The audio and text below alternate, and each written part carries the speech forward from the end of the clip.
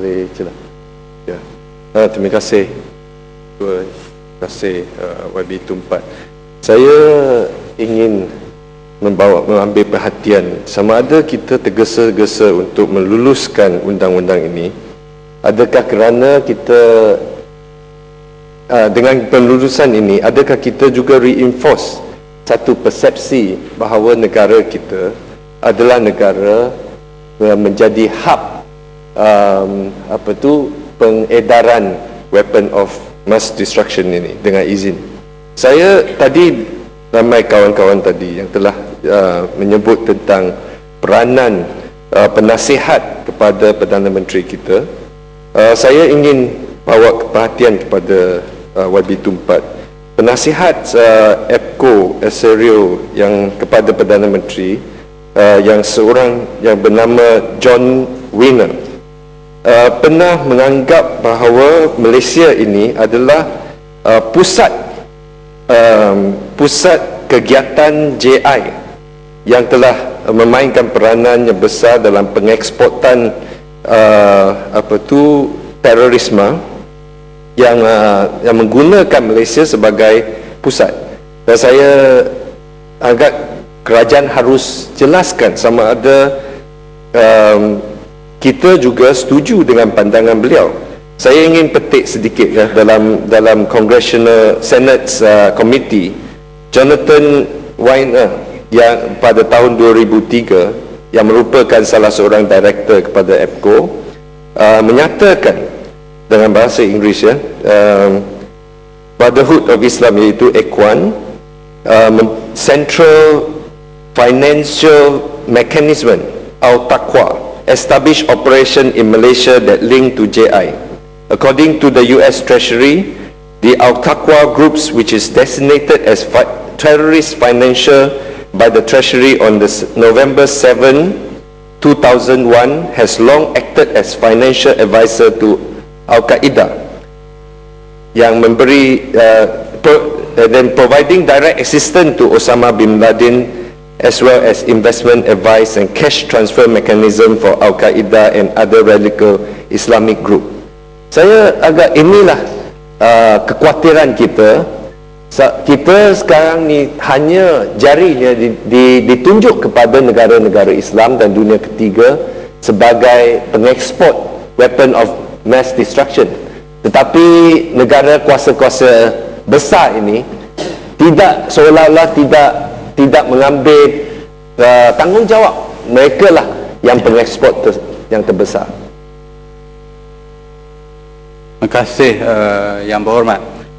Saya tidak sangat mengetahui tentang tuduhan-tuduhan itu secara khususnya, tetapi sudah tentulah ini adalah pertuduhan yang sering kita dengar daripada sama ada secara terbuka melalui media barat ataupun kadang-kala sebagaimana Yang Berhormat sebutkan tadi dalam sesi-sesi parlimen ataupun Dewan Kongres kalau Amerika yang mengaitkan dan menghimpunkan tuduhan-tuduhan yang negatif hanya terhad kepada puak-puak tertentu yang pada ketika itu dan pada ketika tertentu dianggap sebagai musuh utama Amerika ataupun dunia barat. Walhal sebagaimana saya mulakan awal-awal tadi, penjenayah terbesar dunia, penjual terbesar dunia, dengan izin profiteer yang terbesar dunia, yang meraup keuntungan yang terbesar dalam dunia berkaitan dengan senjata nuklear ini tidak lain tidak bukan daripada negara-negara barat yang dipimpin oleh Amerika Syarikat sendiri. Mereka lah yang menjadi penjual, mereka lah yang menjadi pengeksport, mereka lah yang meraup keuntungan, mereka lah yang memilih-milih negara mana yang layak menerima senjata-senjata dan negara mana yang tidak boleh sedikit pun berada dekat dengan senjata-senjata ini. Dunia semuanya tahu rahsia yang paling terbuka dalam dunia berkaitan dengan senjata Datuk Yang di-Pertua, rahsia yang paling terbuka, the most open secret dengan izin berkaitan dengan senjata dalam dunia ini ialah bahawa Israel mempunyai senjata nuklear. Malah kalau kita baca dalam media barat sekalipun, mereka dapat menyebutkan berapa nuclear warheads yang ada di Israel. Tetapi Israel tidak disentuh oleh mana-mana negara, mana-mana negara barat, mana-mana resolusi Kongres Amerika Syarikat atau Parlimen Britain atau National Assembly Perancis tidak menyentuh langsung tentang bagaimana ada negara yang mempunyai senjata nuklear enggan menandatangani perjanjian nuklear dunia antarabangsa, tetapi bebas dengan cara mereka begitu. Tetapi negara yang lain, sama ada Iran ataupun Korea Utara, yang kita mesti jelas bahawa kita dari segi penggunaan senjata untuk peperangan dan pembunuhan kita menentangnya, tetapi kalaulah Amerika Syarikat mempunyai prinsip dan pendirian dan dasar yang jelas dan tegas, maka kalau Iraq tidak boleh dibenarkan mempunyai senjata nuklear, kalau Iran tidak boleh dibenarkan untuk memperolehi senjata ataupun mencuba untuk membuat senjata nuklear, maka dasar yang sama seharusnya dikenakan kepada Israel. Ini yang merupakan kebimbangan yang berterusan berkaitan dengan sama ada Amerika Syarikat ataupun badan-badan dan perjanjian-perjanjian dan konvensyen-konvensyen antarabangsa yang kuat pengaruhnya dikuasai oleh Amerika Syarikat dan sekutu-sekutu mereka.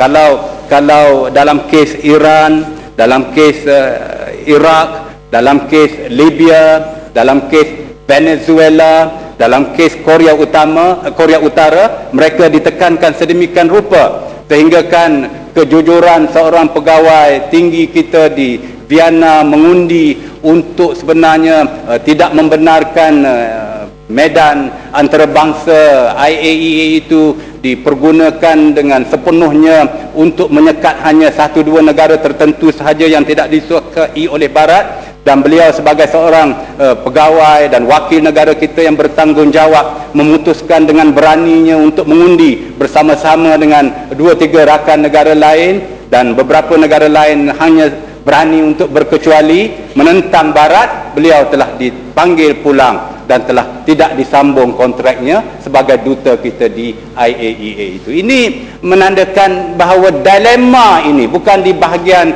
dalam dewan kita sahaja, di pegawai-pegawai kerajaan pun Datuk Yang di-Pertua tidak faham dasar kerajaan UMNO Barisan Nasional kita ini berkaitan dengan keberanian berterus terang menentang dalam segala bentuk. Tak kira Amerika Syarikat, tak kira minggu depan kita di depan Obama, berani untuk menyatakan bahawa kita tidak suka dengan kepura-puraan yang dilakukan oleh Amerika Syarikat. Kita tidak setuju dengan sikap Amerika Syarikat yang mempunyai pendirian yang memilih hanya rakan-rakan tertentu untuk disokong dan untuk mendiskriminasi rakan-rakan tertentu. Sepertilah dalam dasar-dasar negara kita, kita tidak mahu diskriminasi terhadap mana-mana kaum. Dalam dasar dunia juga kita mengharapkan bahawa tidak ada diskriminasi terhadap mana-mana negara tertentu. Ini Datuk Yang di-Pertua.